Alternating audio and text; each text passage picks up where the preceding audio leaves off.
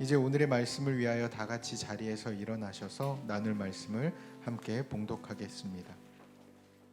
오늘의 말씀은 에스겔 2장 1절에서 3장 4절 말씀입니다. 구약성경 1152페이지에 기록되어 있습니다. 에스겔 2장 1절에서 3장 4절 말씀, 저와 함께 한 절씩 교독합니다.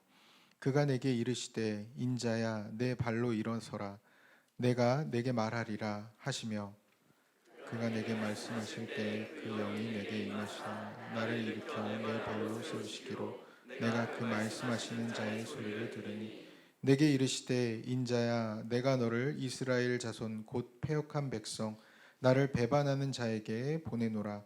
그들과 그 조상들이 내게 범죄하여 오늘까지 이르렀나니 이 자손들의 내가 너를 그들에게 보내노니 너는 그들에게 이르기를 주 여호와의 말씀이 이러하시다 하라. 그들은 패역한 족속이라. 그들이 듣든지 아니 듣든지 그들 가운데에 선지자가 있음을 알지니라.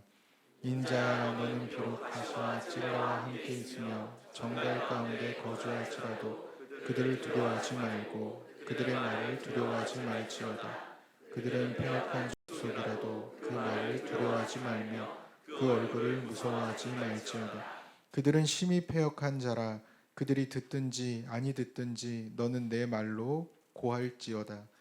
너 인자야 내가 네게 이르는 말을 듣고 그 패역한 족속같이 패역하지 말고 내 입을 벌리고 내가 네게 주는 것을 먹으라 하시고, 내가 보니 보라 한 손에 나를 향하여 펴지고 보라 그 안에 두루마리 책이 있더라.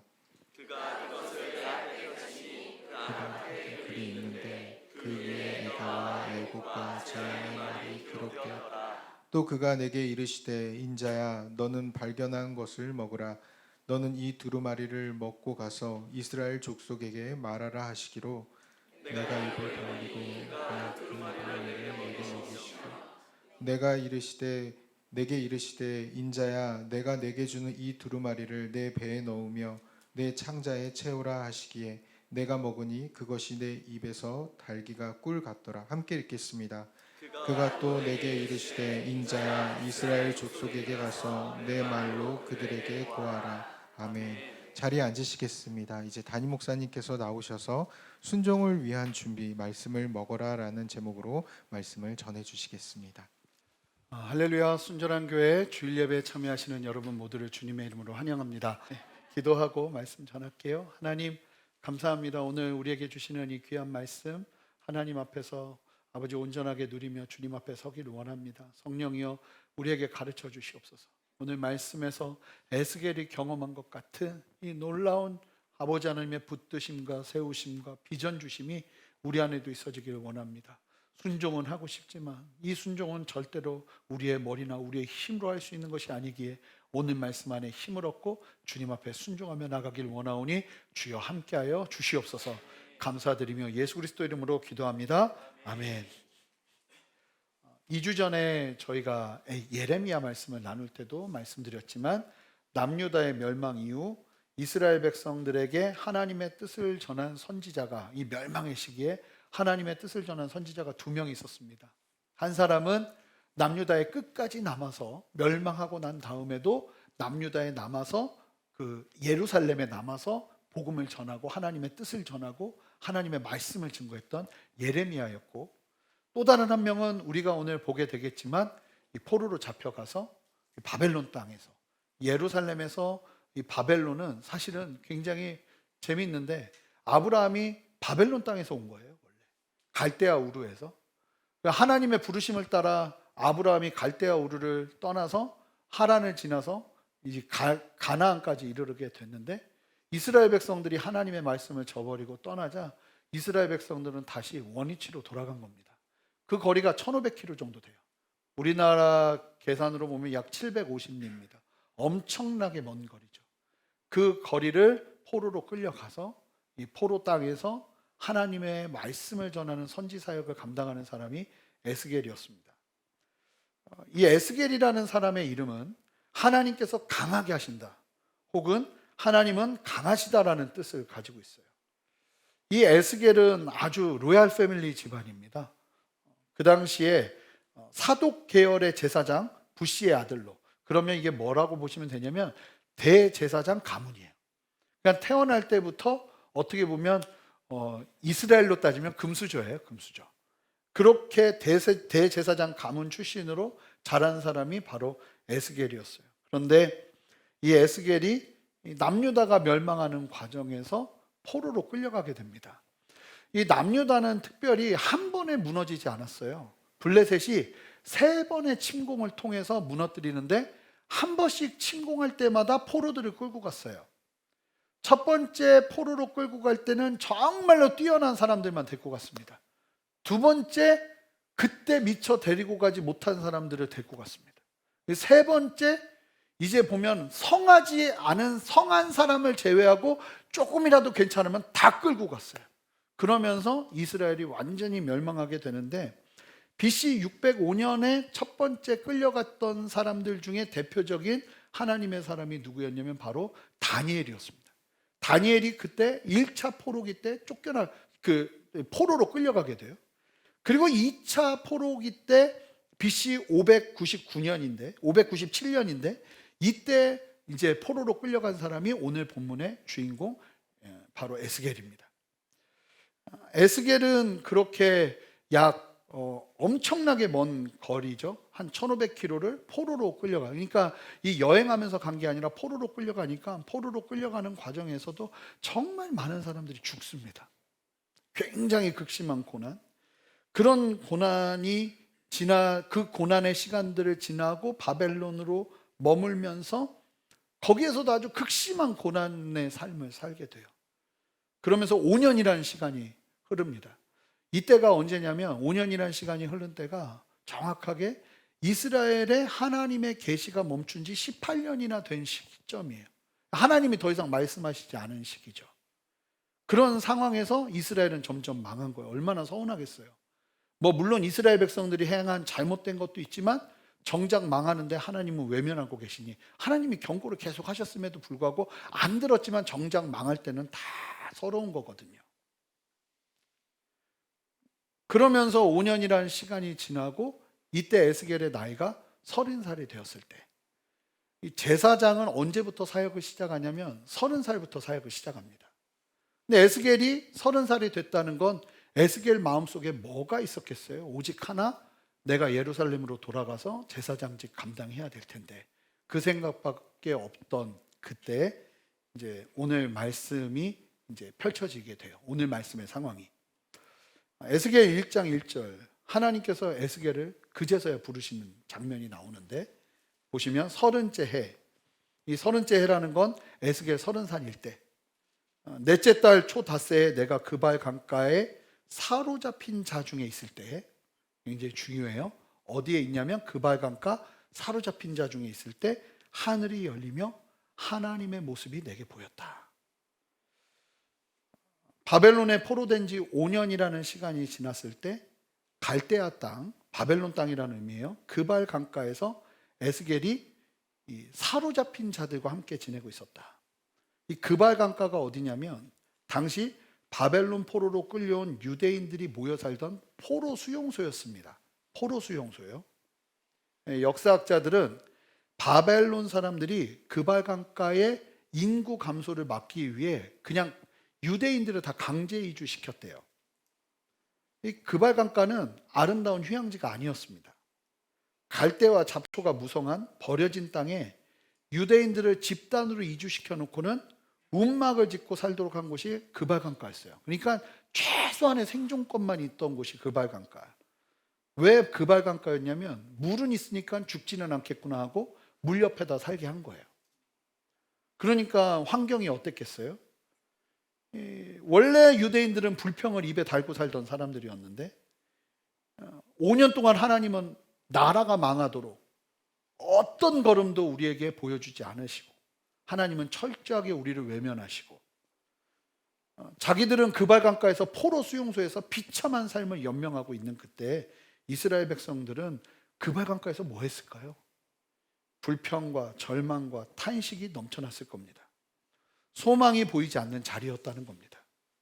불평하는 유다 백성들, 바벨론의 감시 아래서 지내야 했던 처참한 현실. 포로로 끌려와 5년이라는 시간이 흐를 동안 아무 일도 일어나지 않은 거예요. 5년이면 여러분 어떤 시점쯤 되냐면 제가 딱 그랬는데요. 유학 가고 5년이 딱 되니까 모르겠다가 되더라고요. 막 어떤 기대, 막 하나님한테 막 이거 해주세요, 막 나 좀 뭐 돌려보내 주세요, 막 이런 게 또 진짜 많이 했는데 5년 딱 지나니까 어떤 생각이 드냐면 하나님 그냥 마음대로 하세요 하는 마음이 되더라고요. 막 생각들이 많이 정리가 돼요. 그런데 바로 그때 그발 강가에서 하늘문이 열리는 거예요. 에스겔에게. 특별이라는 말이 있는데, 특별이라는 말이 이제 1장 3절에 나오는데, 자 보시면 1장 1절의 후반부를 직역하면 이렇습니다. 하늘이 열렸으며 나는 하나님의 이상들을 보았다. 그러면서 1장 3절을 보시면 다시 또 강조가 돼요. 갈대아 땅 그발 강가에서. 이게 너무 신기한 일인 거예요. 왜냐하면 하나님의 임재는 성전에서만 가능해요. 그런데 갈대아 그발 강가에서 하나님의 임재가 있으니까 이게 너무나 신기한 일인 거예요. 여호와의 말씀이 부시의 아들 제사장, 미국 대통령 아니에요, 부시의 아들 제사장 나 에스겔에게 특별히 임하고 여호와의 권능이 내 위에 있으니라. 여호와의 말씀이 제사장인 에스겔에게 임하고 하나님의 권능이 그 위에 있었다고 이야기합니다. 이게 하나님의 권능이 그 위에 있었다는 건 완전히 사로잡고 이제 에스겔에게 하나님이 막 말씀하시고 비전 주시고 환상 주시고 하시는 일들이 시작됐다는 거예요. 여러분, 우리는 이 일을 바라보면서 아주 중요한 메시지를 발견해야 됩니다. 뭐냐면 그발 강가에서 그 힘들고 어렵고 좌절과 절망이 가득한 그 자리, 포로 수용소에서 하늘이 열리고 하나님의 이상들이 보이고 하나님의 말씀이 특별히 임하는 게 누구에게만 역사됐냐면 에스겔에게만 역사되었다는 거예요. 자, 이게 무엇을 말하냐면, 여러분, 하나님은 구약시대에 아무에게나 하나님의 영광을 보이지 않으세요. 그냥 낙심하고 절망하고 몰라, 그냥 될 대로 되라지, 이게 뭐야 하고 있는 사람에게 하나님의 영광을 보이지 않으세요. 이사야 44장 3절, 하나님은요 말씀하세요. 나는 목마른 자에게 물을 주지 배부른 사람에게 물 주는 하나님이 아니라는 거예요. 마른 땅에 시내를 흐르게 하고 나의 영을 자손에게 나의 복을 내 후손에게 부어줄 것이다. 어떤 사람에게요? 목마른 사람에게요. 이사야 42장 8절을 보시면 하나님의 영광을 나는 절대로 다른 자에게, 나의 찬송을 다른 우상에게 절대로 나누지 않을 것이다 말씀하세요. 자, 그러니까 그발 강가에서, 포로 수용소에서 에스겔 위에 특별히 하늘이 열리고 하나님의 영광이 임했다는 것은 무엇을 말하는 거냐면, 에스겔이 모두가 불평하고 원망하고 포기하는 그런 환경 한가운데서 하나님을 찾고 구했다는 걸 의미해요. 하나님의 얼굴을 간절히 구하고 있었다는 걸 의미해요.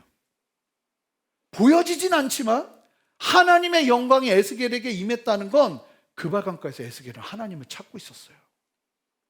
사랑하는 성도 여러분, 여러분들의 삶의 환경이 어렵다 할지라도 절대 원망과 낙심과 여러 가지 불평으로 여러분들의 마음을 사로잡게 내주지 마시기 바랍니다. 하나님을 향한 목마름을 소유하시기 바라요. 여러분, 어떤 소원보다 근원적이고 강력한 간구는 하나님의 얼굴을 구하는 것입니다. 여러분들이 가지고 있는 어떤 간구들보다 더 근본적으로 가지고 있어야 되는 기도가 바로 하나님의 얼굴을 구하는 기도라는 거예요. 할렐루야. 하나님 그분을 갈망하는 기도라는 거예요. 이스라엘 자손들을 출애굽시켰던 모세는 애굽의 황실에서 자랐기에 무엇이 좋은지를 아는 사람이었습니다. 세상의 권세와 영광의 맛을 봤던 사람이란 말입니다.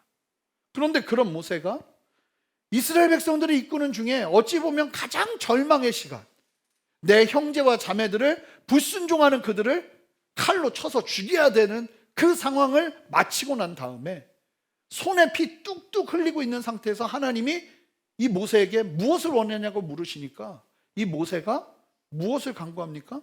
하나님의 얼굴을 간구합니다. 하나님의 영광을 간구합니다. 모세가 간구할 줄 몰라서 그걸 간구하는 게 아닙니다.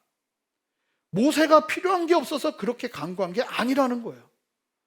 모세는 하나님의 얼굴을 구하는 것이 얼마나 중요한지 알았기에 그와 같이 간구했던 거예요.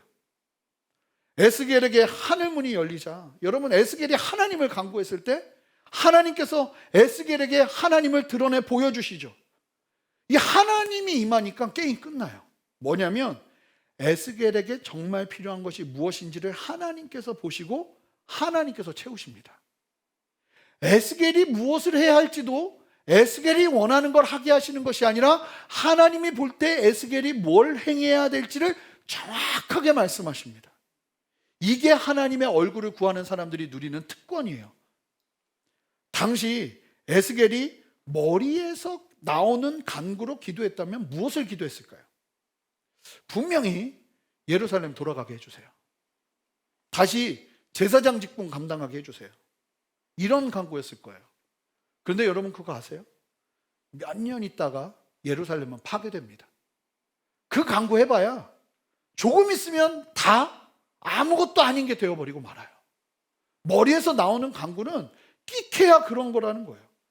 그런데 그게 아니라 에스겔이 하나님의 얼굴을 구하고, 하나님 이 상황에서 내가 하나님을 더 알기를 원하고, 하나님의 마음을 알기를 원하고, 하나님의 얼굴이 내게 비춰지기를 원합니다 하는 간구로 나갔을 때 하나님께서 하늘의 문을 여시고 하나님께서 에스겔에게 하나님을 드러내시자 에스겔에게 가장 필요한 것들이 채워지기 시작해요.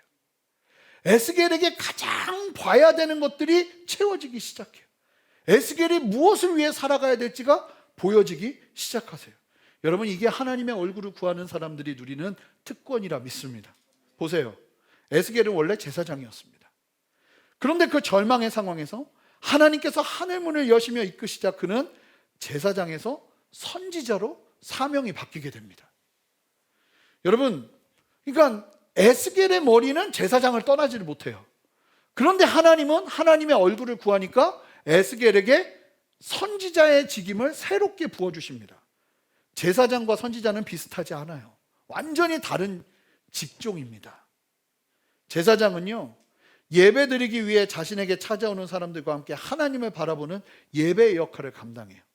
하지만 선지자는요, 하나님의 말씀을 가지고 듣고 싶지 않아 하는 사람들에게도 나아가서 전해야 되는 게 선지자예요. 저는 저와 여러분들 안에 모두가 선지자적인 직임을 예수 그리스도를 믿는 순간 우리 모두에게 주셨다고 믿어요. 아멘. 여러분, 이 에스겔에게 하나님께서 새로운 직임을 주시는 거예요. 더 이상 예루살렘을 생각해야 되는 게 아니에요. 내 땅끝이 바뀌어버린 거예요. 내 땅끝은 예루살렘이 아니라 바로 이곳 바벨론이 내 땅끝이 되기 시작하는 거예요. 에스겔의 머리에서 나오지 않는 것이죠. 하나님의 얼굴을 구했더니 하나님이 하나님을 드러내시면서 에스겔에게 말씀하시기 시작하니까 에스겔이 미처 생각하지도 못하고 상상하지도 못했던 자기의 앞길이 열리기 시작하는 거예요. 물론 모두가 오라가는 거 아니죠. 에스겔이 해야 될 사명만 말씀하실 뿐이지만 3절 4절 보세요. 말씀하십니다. 하나님이 내게 이르시되 인자야 내가 너를 이스라엘 자손 곧 패역한 백성 나를 배반하는 자에게 보내노라. 그들과 그 조상들이 내게 범죄하여 오늘까지 이르렀나니 이 자손은 얼굴이 뻔뻔하고 마음이 굳은 자니라. 내가 너를 그들에게 보내노니 너는 그들에게 이르기를 주 여호와의 말씀이 이러하시다 하라 하니라. 여러분 보세요. 에스겔에게 이제 네가 사역해야 될 사람들이 누군지 바벨론 사람들이 아니에요. 포로로 끌려온 이스라엘 사람들이 에스겔이 앞으로 대해야 될 사람들이에요. 그런데 이 사람들의 특징이 이렇게 설명돼요. 3절 4절 쭉 보시면 패역한 백성, 이거는 뭐냐면 이 불효자, 은혜를 모르는 사람, 아주 뭐 그냥 진짜 이 페류나 같은 느낌이에요. 그리고 나를 배반하는 자, 얼굴이 뻔뻔하고 마음이 굳은 자. 5절, 6절, 7절, 8절에서 계속 반복되는 이 이스라엘 백성들을 향한 하나님의 말씀은 패역한 백성이에요. 반역하는 백성, 부모를 저버리는 백성의 의미예요. 더 이상 하나님의 말씀을 들으려 하지 않는 사람들. 굉장히 강팍한 사람들이죠. 구약에서 이 패역한 백성이라는 단어가 총 한 21번, 22번 정도 나와요. 근데 그 중에 10번이 넘게 에스겔서에 나옵니다. 그러니까 에스겔은 정말로 사역하기 힘든 사람들 만나고 있는 거예요. 그런데 그 사람들에게, 에스겔에게 하나님께서 그 사람들을 향해서 어떻게 섬겨야 되는지, 어떻게 순종해야 되는지를 말씀하시는데 뭐 하라고 하시나요? 하나님께서 내가 너에게 뭐라고 하든지 그것만 전하라고 하세요. 주 여호와의 말씀이 이러하시다라고 말하라는 거예요. 그게 에스겔의 사명이에요.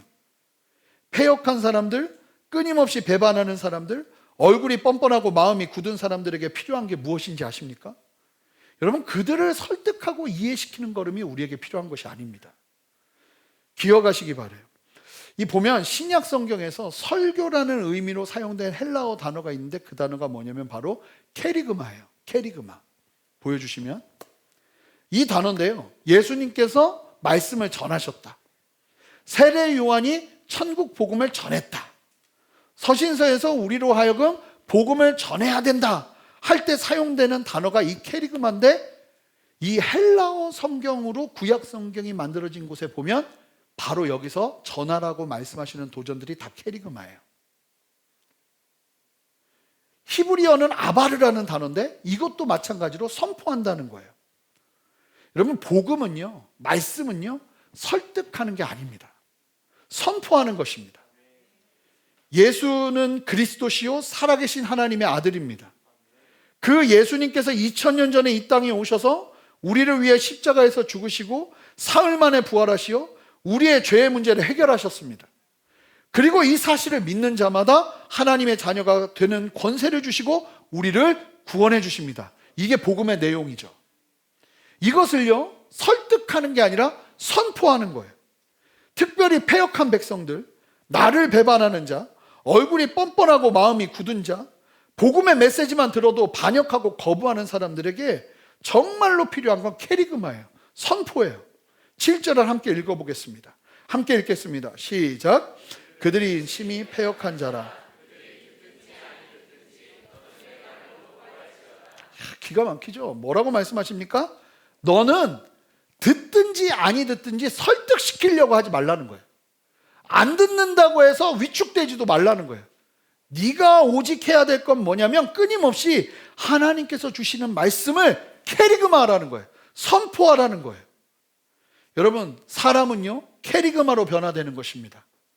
설교는 모든 걸 다 이해시키고 설득시켜주는 시간이 아니에요. 우리의 설교에는 무엇보다 케리그마가 살아있어야 됩니다. 뿐만 아니라 여러분들이 전해야 되는 복음도 케리그마예요. 여러분, 사람들을 설득시킬 이유가 없어요. 선포된 말씀을 통해서 하나님은 일하시고 역사하시는 거예요. 그 역사 속에서 스스로 깨닫고 설득되는 거예요.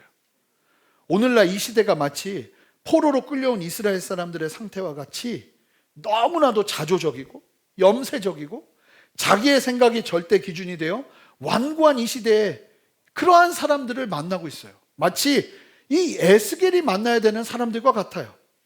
그런 사람들에게 필요한 것이 무엇일까요? 여러분, 저는 하나님의 말씀을 선포하는 것이라고 믿습니다. 여러분, 너무 가족 중에 예수 믿지 않는 사람들을 설득하려고 하지 마세요. 설득하려는 걸음은 사실은 하나님께서 우리에게 요구하시는 걸음이 아니에요. 여러분, 때를 얻든지 못든지 듣든지 말든지 끊임없이 뭐 하는 거예요? 케리그마 하는 거예요. 여기에 생명이 나타나요. 듣기 싫어해도 또 다음날 케리그마 하는 거예요. 이게 아무것도 아닌 것 같죠? 여기에서 생명이 일어나요. 여러분, 복음이라는 건 이해되고 믿는 사람은 아무도 없어요. 선포되는데 이해되는 이상한 일이 벌어지는 거예요. 성령 안에서. 여러분, 그리고 보시면 하나님은 하나님의 얼굴을 구한 에스겔에게 사명만 주지 않으세요. 무조건 순종하라고만 하지 않으세요. 이 케리그마를 해야 되는데 이 케리그마가 그냥 이루어지는 게 아니에요. 우리가 하나님의 얼굴을 구할 때 하나님은 우리를 너무나 잘 아시고 우리에게 가장 필요한 것을 채우시는 줄 믿습니다. 그 신뢰가 있는 사람만이 하나님의 얼굴을 구하는 거예요. 절대절명의 상황일수록 여러분 정말로 구해야 되는 게 뭔지 아십니까? 하나님의 얼굴이에요. 왜냐하면 그 절대절망의 상황에는 내가 뭘 구해야 될지도 몰라요.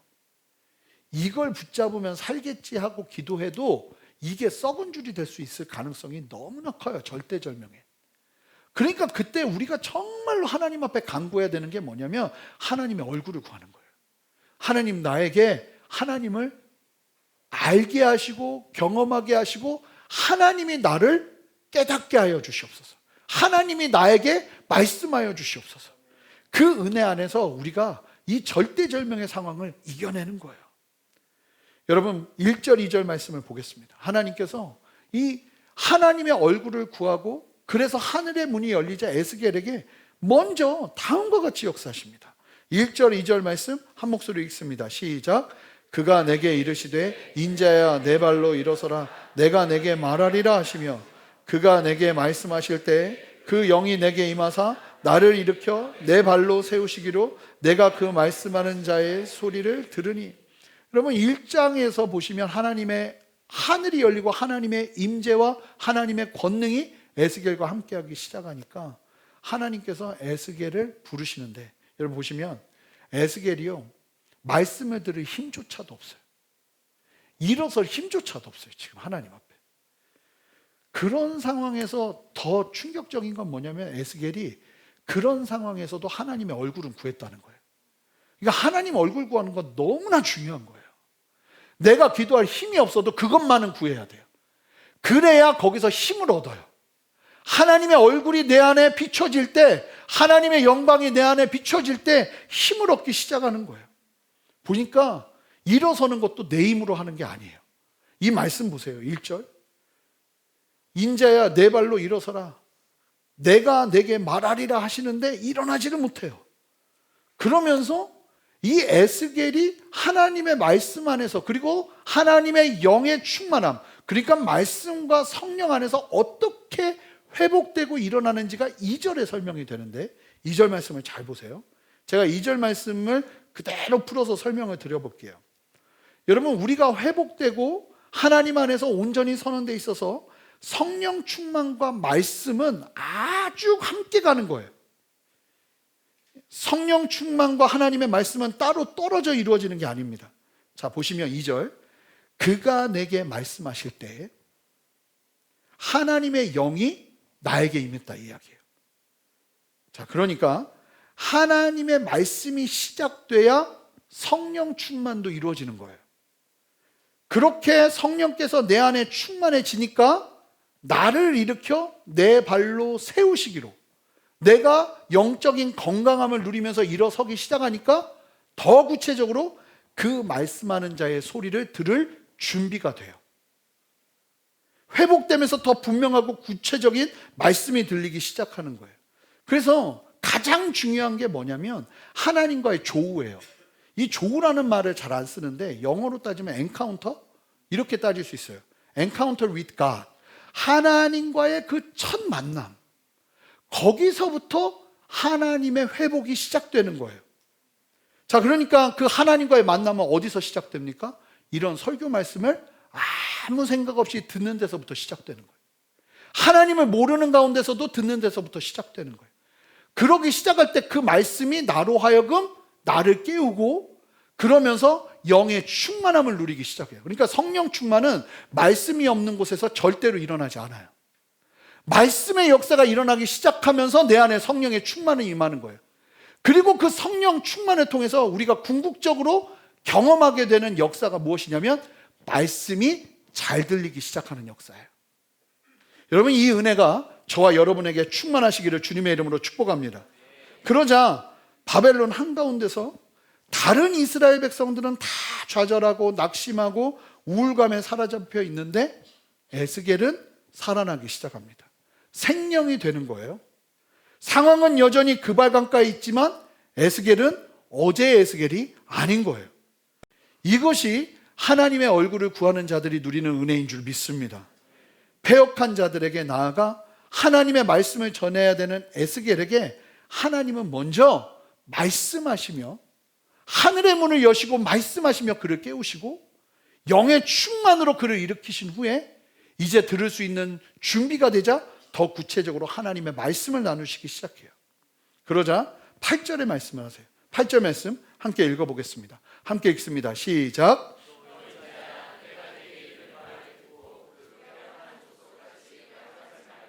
내 입을 벌리고 내가 내게 주는 것을 먹으라 하시기로. 입을 벌리고 하나님께서 주시는 것을 먹으라 합니다. 왜요? 그래야 패역한 족속처럼 패역해지지 않는데요. 자, 이게 굉장히 충격적인 얘기예요. 에스겔은 하늘이 열리는 걸 봤어요. 그리고 하나님의 말씀이 그에게 임했어요.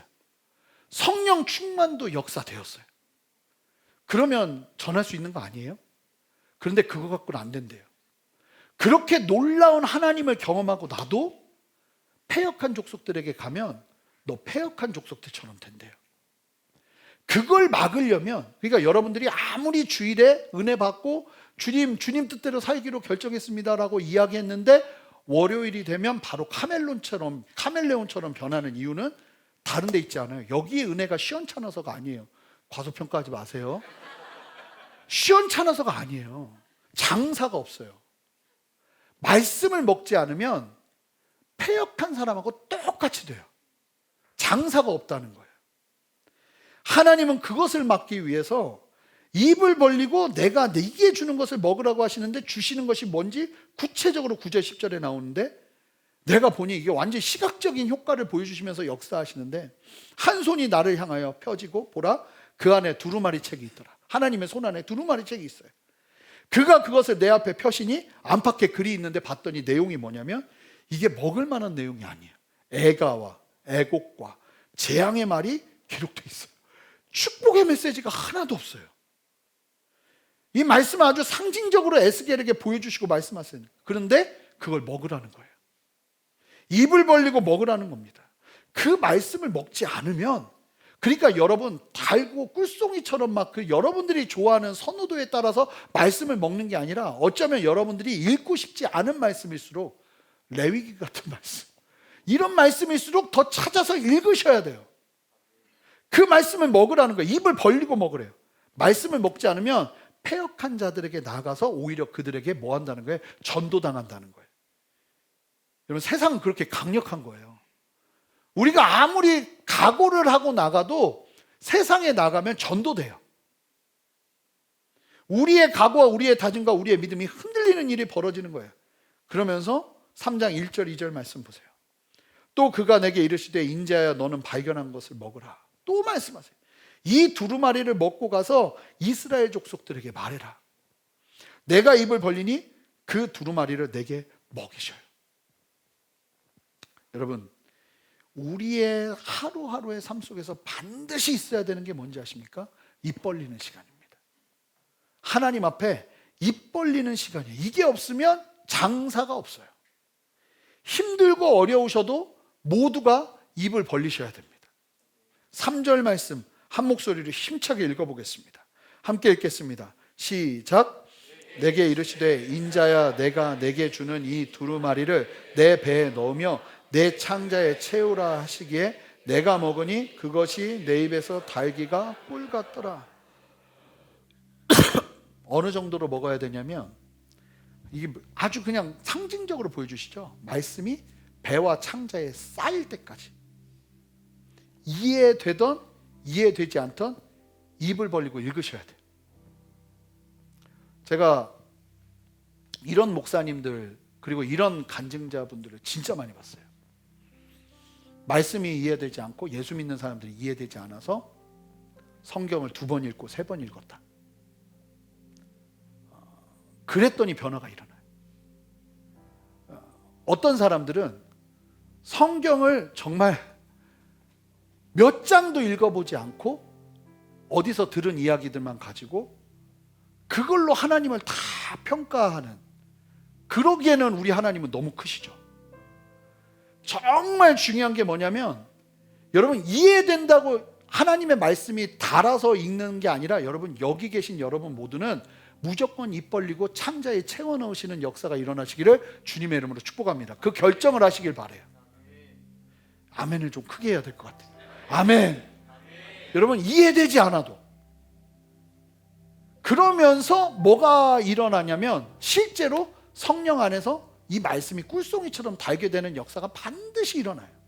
막 정말 읽다가 기가 차서 이런 말씀이 있었는데 내가 헛살았네, 내가 돌아갔네, 내가 잘못된 선택을 했네, 이런 얘기가 그냥 팍팍 터져 나오는 역사가 일어나요. 입을 벌리고 말씀을 우리의 배에 넣고 창자에 채우는 시간을 반드시 가져야 됩니다. 여러분, 운전 중에 이동하면서, 그리고 집에 가는 지하철역, 지하철 안에서 이 짜투리 시간으로 말씀을 듣고 읽는 거, 여러분, 제가 경험해 본 바로는 이동 중에 먹는 밥은 맛이 없어요. 왜냐하면 이동 중에 먹을 때는 왜 먹냐면 살려고 먹어요.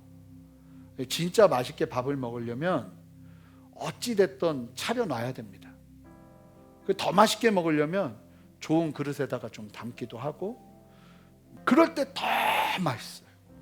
더 맛있어요. 여러분, 제가 도전하고 싶은데 직장에서 먼저 일찍 도착해서 말씀을 펼치시기 바래요. 점심시간에 10분 활용하세요. 10분 빨리 마치시고 말씀을 펼치시기 바래요. 집에서 가능하다면 하나님을 향해 입을 벌리는 시간을 가지시기 바랍니다. 그럴 때 우리의 자리에서 순종할 수 있고 승리할 수 있어요. 장사가 없어요. 여러분, 순종보다 우선되어야 되는 것은 하나님의 얼굴을 구하는 것입니다. 에스겔은 절망 중에 있던 이스라엘 백성들에게 소망의 메시지를 전합니다. 엄청난 메시지들을 전하죠. 여러분, 이 에스겔이 이 말씀 사역을 하면서 어떤 열매가 있었는지 아십니까? 이 에스겔 다음으로 누가 등장할까요? 예루살렘이 아니라 블레셋 한가운데서 다니엘이 일어나고, 모르드게가 일어나고, 에스더가 일어나고, 느헤미야가 일어나는 놀라운 기적이 일어나게 되는 것입니다.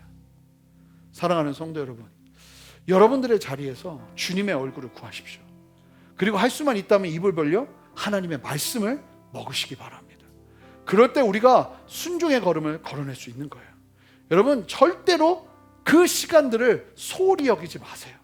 그럴 때 주님께서 여러분들을 어떻게 세우시는지 경험하시기 바랍니다. 우리 다 같이 일어서시겠습니다.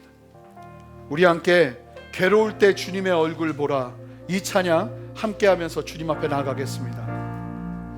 괴로울 때 주님의 얼굴 보라, 위마의 주님 바라보아라. 세상에서 시달린 친구들아, 위로의 주님 바라보아라. 눈을 들어 주를 보라. 내 모든 염려 주께 맡겨라. 슬플 때에 주님의 얼굴 보라.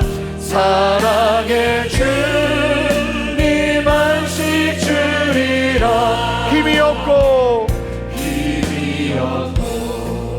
내 마음 연약할 때 능력의 주님 바라보아라. 주의 이름 부르는 모든 자는 힘주시고 늘 지켜. 우리 두 손을 듭니다. 힘이 없고 내 마음 연약할 때 능력의 주님 바라보아라. 주의 이름 부르는 모든 자는 힘주시고 늘 지켜주시. 눈을 들어 선포합니다. 눈을 들어 주를 보라.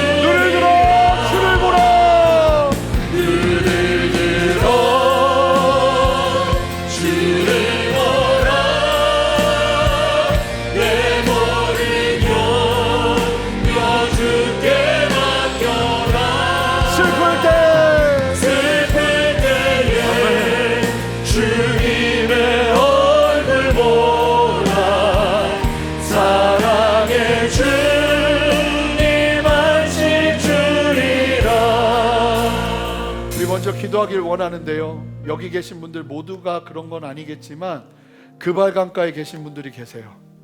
좌절과 절망의 자리죠. 여러분, 그 자리에서 절대절명의 상황에서 우리가 구해야 될 것이 무엇입니까? 바로 주님의 얼굴인 줄 믿습니다. 하나님의 영광인 줄 믿습니다. 하나님의 얼굴을 구하며 나아갈 때 하나님이 행하시는, 하나님이 역사하시는, 하나님이 풀어내시는, 하나님이 이끄시는 그 걸음 온전히 순종하며 주님 앞에 서기를 원하오니 하나님, 내 안에 주님을 향한 갈망과 주님을 향한 목마름 더하여 주시옵소서. 우리 다 눈을 감고 그런 사람들마다 두 손을 드시기 바랍니다. 하나님, 그 발강가에 하늘문이 열리는 역사를 보기를 원합니다. 그 발강가에서 아버지의 역사가 일어나는 은혜를 누리기를 원합니다. 주여 붙들어 주시옵소서. 함께 주님의 이름 한번 크게 부르며 기도합니다. 주여, 주님 역사하여 주시옵소서. 주님이 인도하시옵소서. 주님 이 시간 깨워 주시옵소서. 아버지, 그 발강가에서 하나님의 영광을 보게 하시고 하나님의 얼굴을 볼 수 있도록 주여 역사하여 주시옵소서. 하나님의 일하심과 하나님의 다스리심을 온전하게 누리며 주여 역사하여 주시옵소서. 새 일을 행하시는 주님을 찬양합니다. 주님 역사하심에 감사를 드립니다. 주님 주옵소서. 주님 붙들어 주시옵소서. 다른 길로 갈 수 없습니다. 다른 길로 순종할 수 없습니다. 하늘의 문이 열려야만 합니다. 하나님 열어주시옵소서. 하나님 열어주시옵소서. 하나님 열어주시옵소서. 눈을 들어 주님을 보게 하여 주시옵소서. 할렐루야. 주님 열어주시옵소서. 주님 함께하여 주시옵소서. 주님 주님을 찬양합니다. 우리 두 번째로 기도할 텐데, 하나님, 내가 나의 삶의 자리에서 월요일부터 토요일까지 나의 시간에서 입을 벌리겠습니다. 하나님, 말씀을 향해 입을 벌리겠습니다. 하나님, 나의 창자에 채워주시옵소서. 내가 습관적으로 그 말씀을 따르겠습니다. 말씀을 읽어내겠습니다. 주님 함께하여 주시옵소서. 그 결단을 하며 주님 앞에 기도하며 나가겠습니다. 함께 기도하겠습니다. 하나님 역사하시는 주님을 찬양합니다. 하나님, 우리가 입을 벌리겠습니다. 하나님, 입술을 열겠습니다. 하나님의 말씀을 대하겠습니다. 주님이 역사하시는 인도하여 주셔서 아버지의 말씀과 아버지 하나님의 뜻 가운데 믿음으로 가운데 있어지는 은혜를 허락하여 주시옵소서. 성령의 말씀하여 주시옵소서. 성령이여 이끌어 주시옵소서. 오직 주님만을 바라보며 믿음 위에 설 수 있도록 주여 역사하여 주시옵소서. 새 이름에 가시는 주님을 찬양합니다. 역사하시는 주님을 찬양합니다. 주님 이끌어 주시옵소서. 주님 역사하여 주시옵소서. 함께 하시는 주님을 찬양합니다. 주님 이끌어 주시옵소서. 주님 역사하여 주시옵소서. 오직 주님만을 바라보며 믿음 위에 가운데 서기를 원합니다. 하나님, 그 입술을 열어 주님 앞에 결단하게 하시고 주님 바라보시는 은혜로 하여 주시옵소서. 주님 역사하시는 주님을 찬양합니다. 아멘. 하나님, 그렇습니다. 주님, 우리의 생각과 우리의 바램과 우리의 계획을 뛰어넘는 아버지의 역사하심은 하나님의 얼굴을 구하는 자리에서 허락되는 줄 믿사오니 하나님, 우리 모두에게 그 발강가에서 하늘문이 열리고 하나님의 음성을 들었던 에스겔과 같은 은혜를 허락하여 주시옵소서. 그 발강가가 어디입니까? 우리의 직장의 자리입니다. 그 발강가가 어디입니까? 교회가 아닌 세상 한가운데입니다. 하나님, 그 발강가에 하늘문이 열릴 수 있습니다. 하나님, 우리에게 보게 하시고 알게 하시고 도전하시오니 하나님, 이 말씀이 우리의 생명이 되어 아버지 일을 따라 믿음으로 순종하며 이 말씀의 열매를 볼 수 있도록 한 사람 한 사람 위에 기름 부어 주시옵소서. 우리 다 같이 두 손을 듭시다. 하나님, 이 시간 두 손을 들고 주님 앞에 기도하는 우리 성도님들 한 사람 한 사람이 아버지, 주일이 전부가 아니라 삶의 모든 순간순간마다 입을 벌리고 하나님의 말씀을 채워넣는 아버지, 그 놀라운 은혜의 시간과 경건의 시간을 허락하여 주시기를 원합니다. 그러지 않고는 하나님, 우리는 패역한 사람들처럼 살아갈 수밖에 없습니다. 아버지, 우리가 여기서 은혜를 받았다 한들 그것으로 살아낼 수 없습니다. 매일의 삶의 자리에서 하나님 입을 벌리고 하나님께서 채워주시는 그 말씀이 우리 안에 새겨지기 시작할 때 생명이 일어나는 줄 믿사오니 하나님, 우리를 세워 주시옵소서. 그렇게 결단하는 한 사람 한 사람 주님 축복하여 주시고 일어나는 그 자리, 직장에 도착하는 그 자리, 점심 먹고 시간적인 여유를 누리는 그 자리가 입을 벌리는 자리가 될 수 있도록 역사하여 주시옵소서. 그렇게 새 일을 행하시는 주님 찬양하고 감사드리며 예수 그리스도 이름으로 기도합니다. 아멘. 우리 주님께 영광의 박수 올려드리겠습니다. 우리 함께 봉헌하며 주님 찬양하며 나갑니다.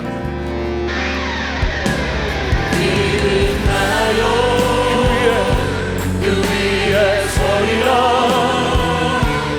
하나님의 나라를 무너지지 않으리. 믿나요? 그 나라 세워가리라.